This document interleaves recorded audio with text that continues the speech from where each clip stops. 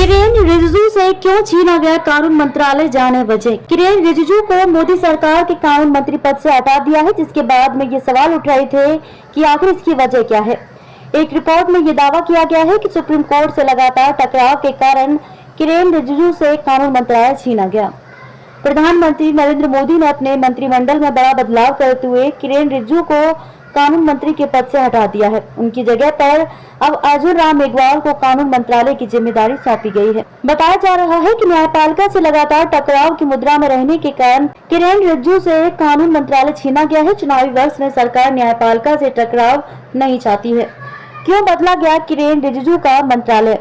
प्रधानमंत्री नरेंद्र मोदी की सलाह पर राष्ट्रपति द्रौपदी मुर्मू ने मोदी कैबिनेट में इस बदलाव को मंजूरी दे दी है। इस नए बदलाव के मुताबिक अब तक कानून एवं न्याय मंत्रालय की जिम्मेदारी संभाल रहे किरेन रिजिजू को अब भू पृथ्वी विज्ञान मंत्रालय सौंपा गया है।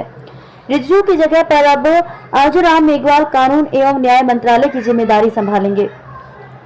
उन्हें उनके मौजूदा मंत्रालय के साथ साथ कानून और न्याय मंत्रालय में राज्य मंत्री के तौर पर स्वतंत्र प्रभाव सौंपा गया है।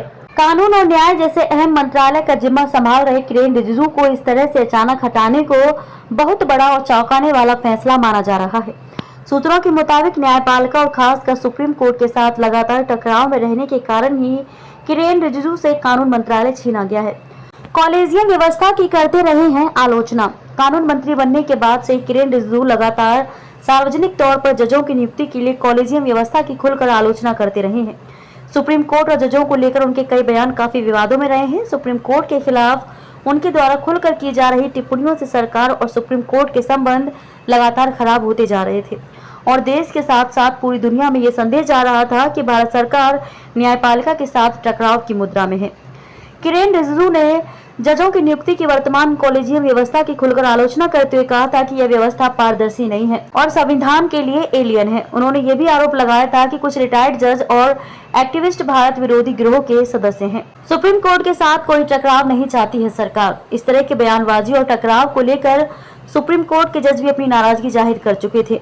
हाल के दिनों में सुप्रीम कोर्ट ने केंद्र सरकार को झटका देते हुए कई फैसले उसके खिलाफ किए थे और केंद्र सरकार को लेकर कई तल्ख टिप्पणियां भी की थी।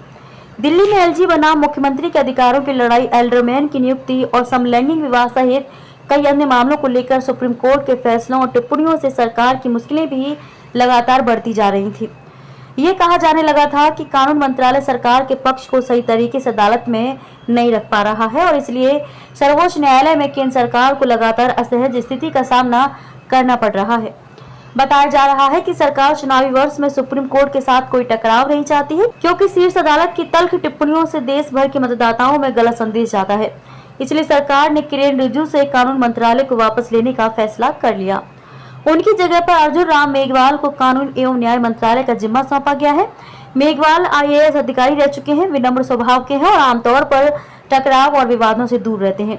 हालांकि ये भी माना जा रहा है कि केंद्र सरकार में मेघवाल का कद बढ़ाकर भाजपा राजस्थान के मतदाताओं को भी, खासकर प्रदेश के दलित मतदाताओं को साधने की कोशिश कर रही है, जहां कुछ महीनों के बाद विधानसभा का चुनाव होना है।